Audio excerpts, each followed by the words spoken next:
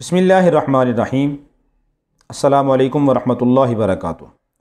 محترم ناظرین، سجدہ سہو کہتے ہیں بھول کو۔ نماز کے اندر کوئی آدمی کسی فرض میں تاخیر کر دے یا تقدیم کر دے یا کسی واجب کو بھول کر چھوڑ دے، کوئی واجب جان بوجھ کر نہیں بلکہ صرف بھول کر چھوڑ دے، تو پھر اس آدمی کے ذمے سجدہ سہو کرنا واجب ہو جاتا ہے، اور سجدہ سہو کرنے سے نماز کی تلافی ہو جائے گی، جو کمی کوتاہی ہوئی ہے وہ پوری ہو جائے گی۔ یعنی سہو کا سجدہ، یعنی دو سجدے کر دیے گئے آدمی کر لے تو اس کی نماز ہو جائے گی، دوبارہ لوٹانے کی ضرورت نہیں ہے۔ لیکن اگر کوئی آدمی جان بوجھ کر واجب کو چھوڑ دے یا بھول کر کسی واجب کو چھوڑ دے اور سجدہ سہو بھی نہ کرے، یا کسی فرض میں تاخیر کر دے اور سجدہ سہو بھی نہ کرے، تو نماز نہیں ہوگی۔ نماز میں 13 فرض ہیں اور 14 واجبات ہیں۔ 14 واجبات میں سے کوئی ایک واجب بھی آدمی بھول کر چھوڑ دے اور بعد میں سجدہ سہو کر لے تو نماز ہو جائے گی، لیکن اگر جان بوجھ کر چھوڑے گا تو نماز نہیں ہوگی، یا بھول کر چھوڑ دیا مگر سجدہ سہو نہیں کیا تو پھر بھی نماز نہیں ہوگی۔ اب سجدہ سہو کا طریقہ کیا ہے؟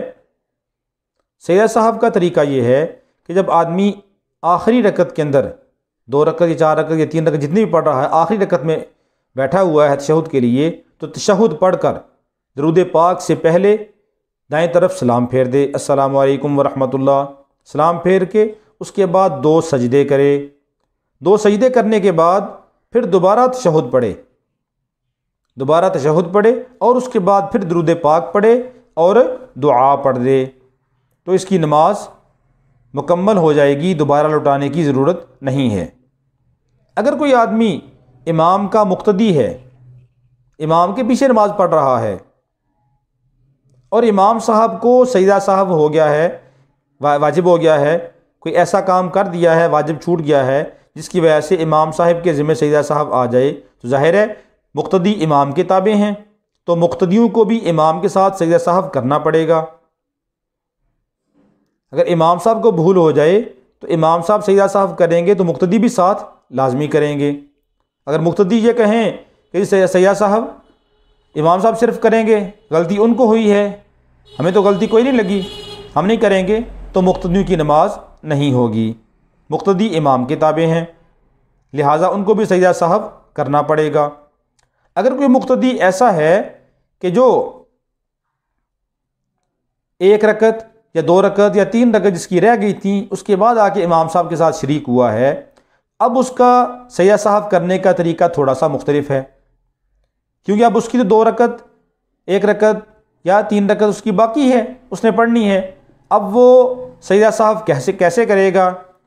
تو اب وہ سلام نہیں پھیرے گا۔ اس کا طریقہ یہ ہے کہ وہ سلام نہیں پھیرے گا، کیونکہ سلام نماز کے آخر میں ہوتا ہے، تو یہ سلام نہیں پھیرے گا، بلکہ صرف جب امام صاحب نے سلام پھیرا ہے تو اس نے تو کھڑا ہونا ہوتا ہے، کس نے اپنی رکعت پوری کرنی ہوتی ہے، لیکن چونکہ امام صاحب ابھی سجدہ سہو کر رہے ہیں، اب یہ اس وقت نہیں اٹھے گا، بلکہ یہ امام صاحب کے ساتھ فوراً سجدے میں چلا جائے گا سلام پھیرے بغیر۔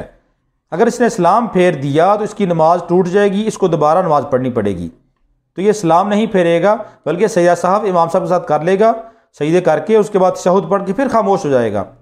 جب دوبارہ امام صاحب سلام پھیریں گے، نماز کے ختم کرنے والا سلام، تو پھر اب یہ کھڑا ہو جائے گا اور اپنی بقیہ نماز مکمل کرے گا۔